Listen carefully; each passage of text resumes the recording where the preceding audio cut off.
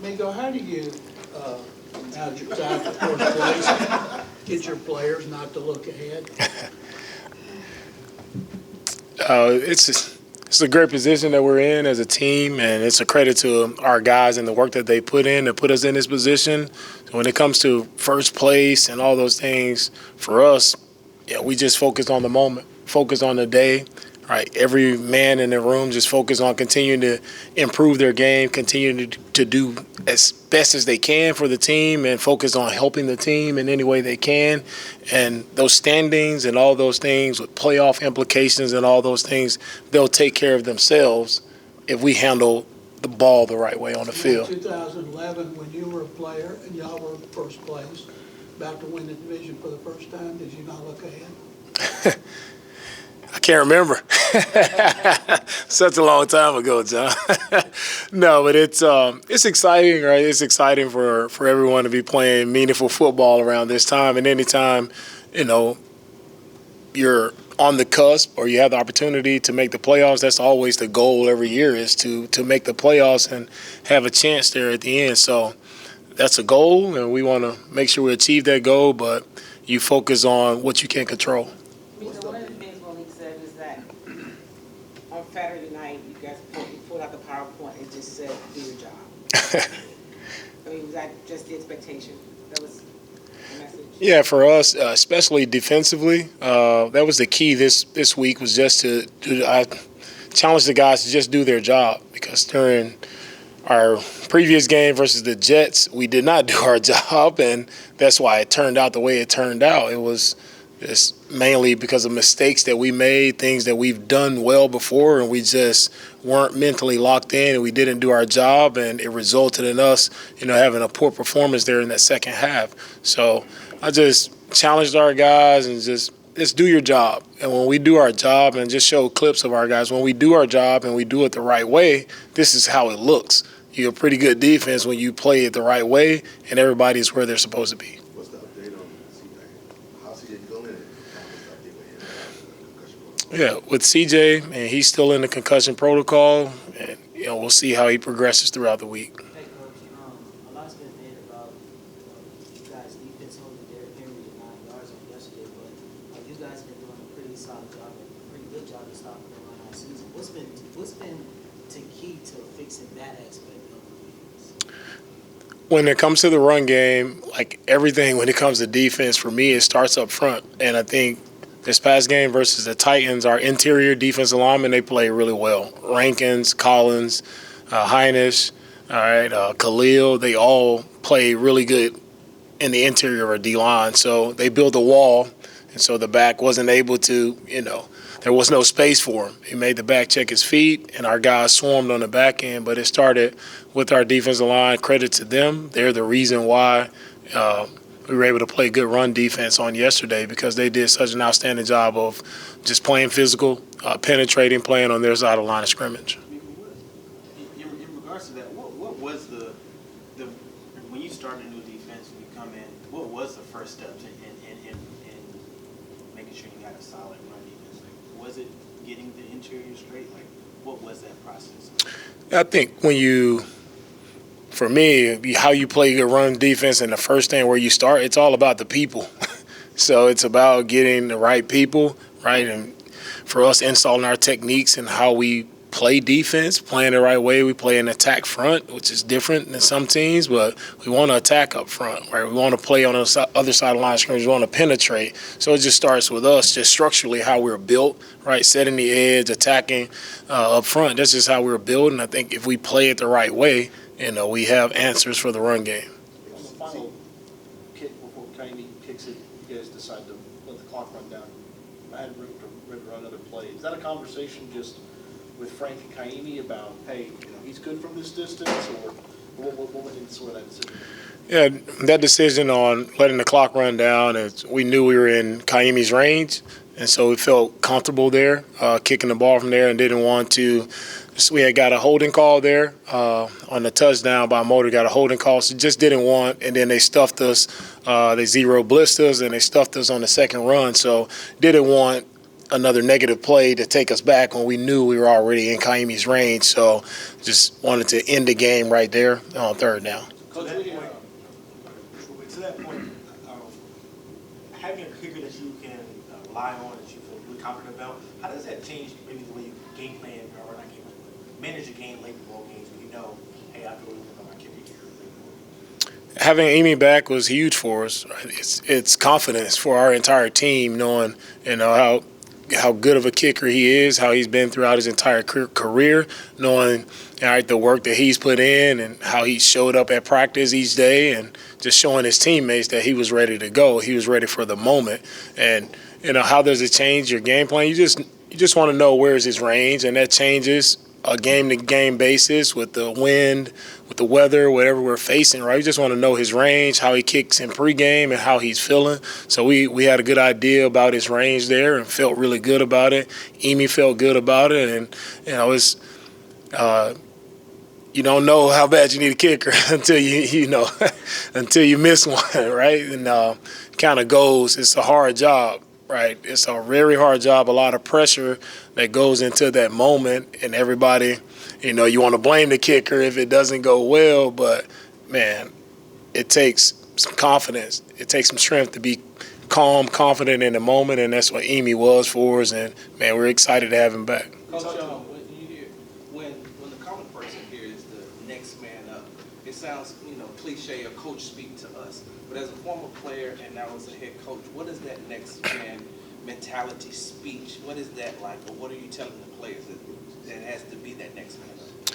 The next man up approach, it's really about, seizing your opportunity. I think for me, it happened for me in my career. Just as I think back in college, NFL, like, if somebody went down with an injury, right, that was the opportunity for me to step up and showcase, all right, what can I do, as a player? And it's always opportunity, right? And you have to be ready for that moment when your number is called and show why you belong. And so for all of our guys, if you continue to have, for me, that team-first mentality, knowing that whatever I can do for the team, an unselfish mindset, is team first. However I can help the team when my number is called, even if I haven't gotten a lot of reps throughout the week, I'm ready for that moment because I've been preparing, I've been studying. And I challenged all our guys this past week to everybody study, everybody prepare as if you're a starter because it's going to take everybody in this game. We'll take a few more. Schultz back. How much did that impact this offense to have that reliable guy who can go up and get it, do a variety of routes? When you have a tight end who can, really threaten the middle of the field, right? And when you talk about coverage on mismatch coverage on linebackers or safeties, having Dalton, right, with his ability to work the middle of the field was huge for us. And no play bigger than the one, right, he took away from their defender there. I don't know if that's an interception or reception, but it was a great play by Dalton right there, a big-time play of him being aggressive at the catch point. So it was good to have him back and seeing him make those plays for us. DeMeco Noah had 11 targets last night, had 7 the previous 2 games. What is key to keeping him in the flow of the offense, and how important is Noah going to be, especially for some guys maybe out and not knowing their stats? Noah's done a great job all year of being reliable. Noah finds a way to get open, and he continues to be reliable. The quarterbacks see that, and they get the ball to him. And Noah, the one thing I love about Noah is the way he's aggressive at the catch point, but the way he finishes. Right? All those catches that he made, the way he finished with that physical mindset of going forward, it was really cool to see Noah make plays for us. Coach, we talked about look at the film day after the job the O-line did to open things up for Devin. You needed all that to happen on the day yesterday. No doubt. Our O-line, they're the player of the game because that's one of the best games that they've had.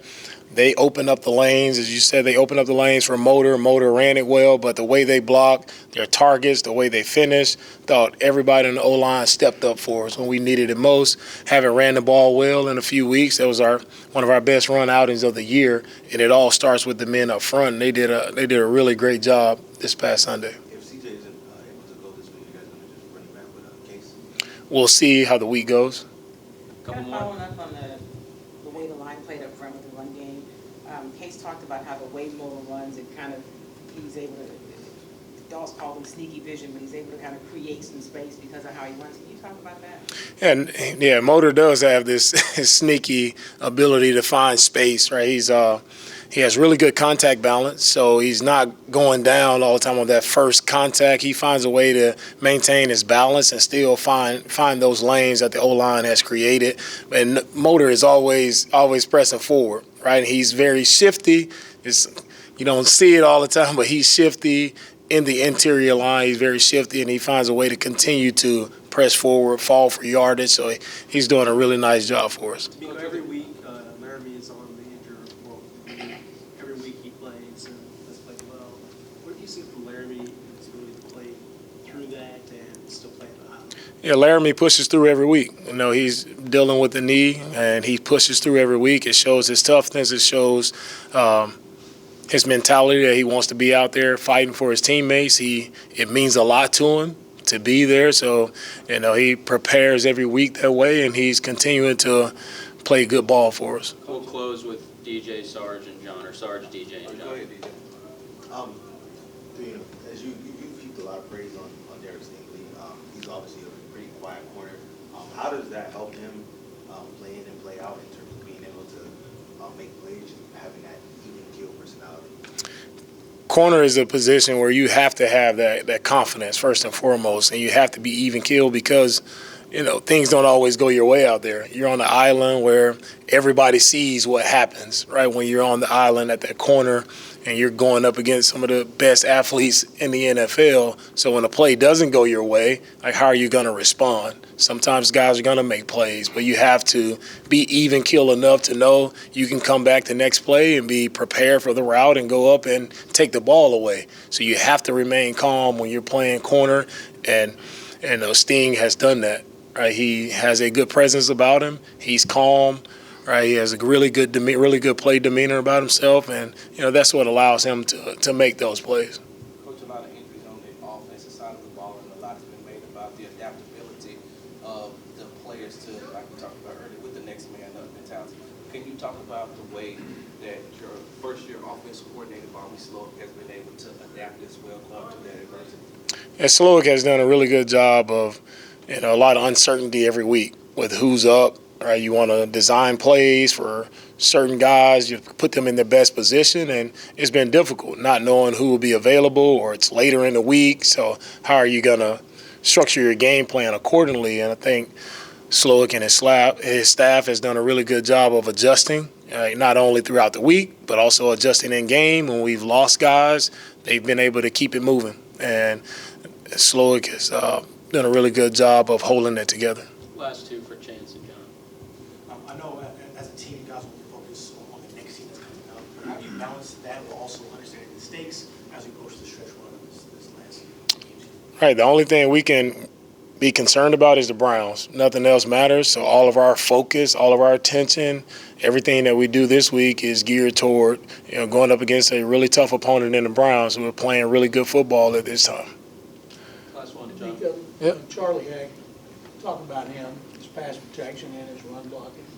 Yeah, Charlie's good to have him out there. I know he hadn't played in a while. I thought Charlie did really good, you know, in this past game. A little rusty, still some things to clean up, but overall I thought it was a really good outing for his first time, and he has a lot to continue to build off of. All right, thank you. Good. All right.